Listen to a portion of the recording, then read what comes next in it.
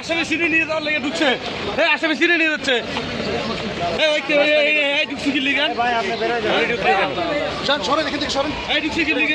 আমি একজন সাংবাদিক, উনি আমার বাবা, উনি আমার বাবা। আমি একজন 18 নিউজের সাংবাদিক, আপনারা আমাকে ইন্টারভিউ করেন না, প্লিজ চলে যান এখান থেকে। আপনি ফুটেজ নিশ্চিত করবেন কেন? আপনি কোর্টে তো সাংবাদিকতা করেন না। প্লিজ মাই ফাদার, আপনি এগুলো করতে পারেন না। কেন বাবা? ঠিক আছে, আপনার বাবা সাংবাদিক দিয়ে নষ্ট করেন কেন? আপনি এ ভাই, আপনি এটিএন নিউজের সাংবাদিক, কিন্তু আপনি আরেকজন সাংবাদিক দিয়ে নষ্ট করেন কিভাবে? আপনি সাংবাদিক হেনস্থা করেন কেন? না না না, উনি সাংবাদিক হেনস্থা করছে। উনি সাংবাদিক কেন? উনি সাংবাদিক, ওই সাংবাদিক হেনস্থা করে কিভাবে?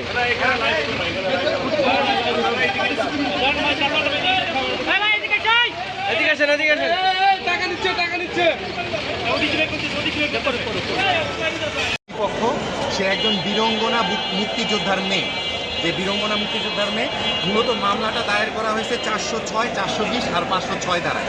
মামলাটা হচ্ছে গিয়ে যে সে নিজে একজন মুক্তিযোদ্ধা আসামি, সে বীরঙ্গনা মুক্তিযোদ্ধা, তাকে ফ্ল্যাট পাইয়ে দিবে এই মর্মে সে 5 লাখ টাকা নিছে।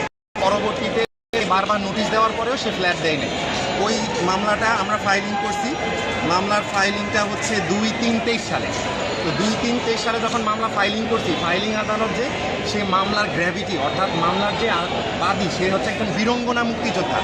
যেহেতু বীরঙ্গনা মুক্তিযোদ্ধা, মামলার গ্র্যাভিটি অথবা নেচার বিবেচনা করে উনি আসামিকে সরাসরি ওয়ারেন্ট দিয়েছে। তো ওয়ারেন্ট দেওয়ার পর আসামি যখন সারেন্ডার করে, তখন আদালত তাকে সিডাব্লিউ দিয়ে মানে জেল হাজতে প্রেরণ করে। পরে জেল হাজত থেকে পরিবার থেকে আমাদের সাথে যোগাযোগ করা হয় যে আমরা পুরো মামলাটা, পুরো টাকাটা দিয়ে দিব, আমরা আপোস করে ফেলবো, আপনারা আসেন, আমরা জামিন নিতে চাই। তো আমরা তাদের কথায় আশ্বস্ত হয়ে আমরা এই মামলায় তারা আমাদেরকে 50,000 টাকা দেয় এবং বলে যে পরবর্তী 2 মাসের মধ্যে বাকি টাকা 5 লক্ষ টাকা তারা পরিশোধ, মানে 4.5 লক্ষ টাকা তারা পরিশোধ করে দিবে। 50,000 টাকা তারা নিজে লিখে, যে জামিননামা সেখানে লিখে, মানে জামিনের দরখাস্ত, যে বাকি 2 মাসের মধ্যে তারা টাকাটা পরিশোধ করে দিবে।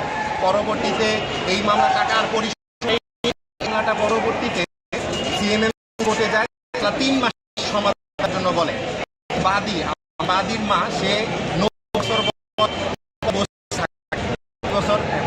বীরঙ্গনা মুক্তিযোদ্ধা, ঋণ নেওয়ার কারণে মামলাটা